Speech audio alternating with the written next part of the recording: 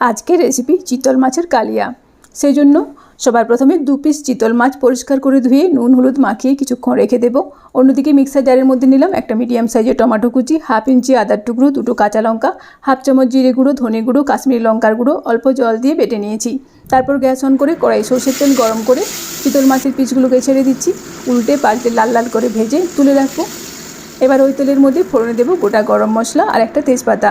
ফোড়নটা ভাজা ভাজা হয়ে যাওয়ার পর এর মধ্যে দেবো একটা মিডিয়াম সাইজের পেঁয়াজ বাটাটাকে ভেজে নেব।